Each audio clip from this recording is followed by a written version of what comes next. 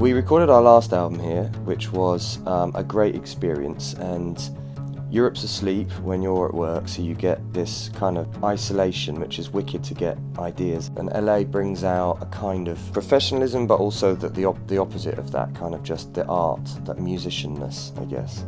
Or at least it does in me. It's really light-hearted. It's really kind of, the staff here are really nice, and they've been here a while, they know the setup.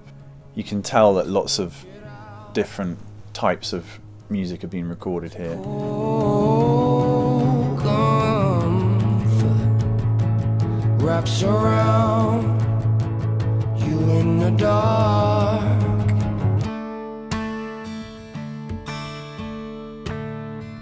This record is very collaborative, and it's more about the constant learning curve of always learning how to write new songs, and when you get to like the fifth studio album that we're on now, kind of 80 songs or something, 40 songs that have come out as Fink.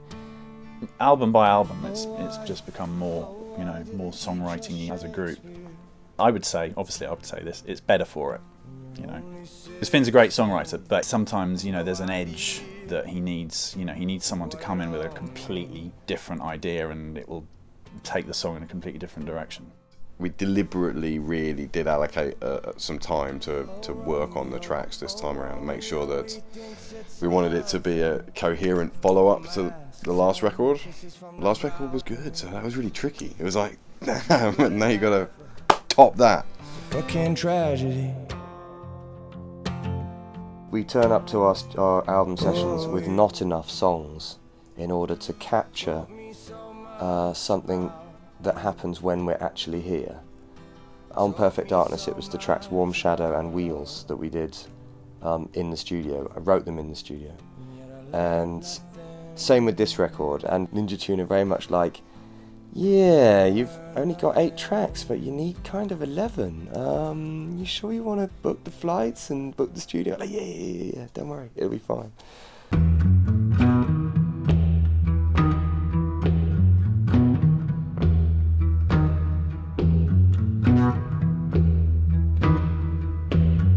There's these 3 stages in our career. You got the writing, the recording, and the touring and the live.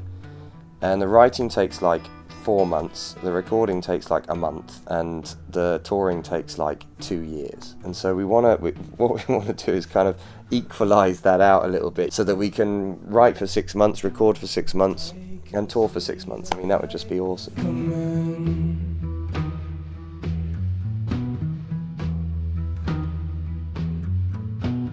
Over the hill, over the hill.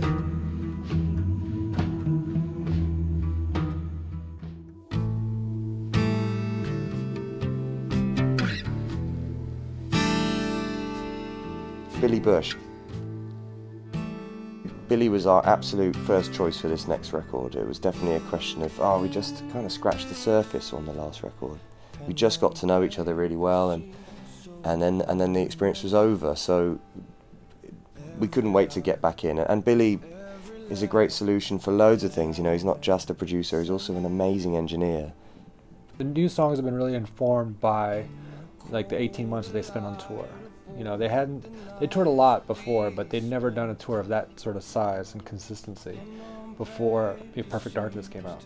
So what was really interesting is seeing how the songs had evolved that we'd done on Perfect Darkness after being played for 18 months. And then they took that sort of like, oh, well, we can really sort of expand on things. You know, the audience will accept it. The song doesn't have to be 3.5 minutes long. It's like we can really kind of go off on musical journeys without it being, you know, indulgent or, you know, pointless. The green and the blue.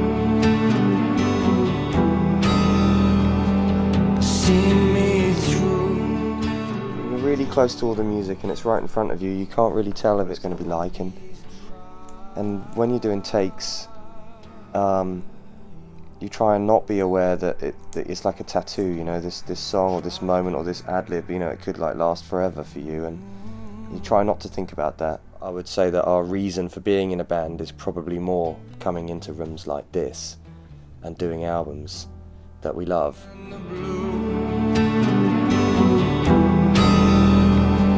See me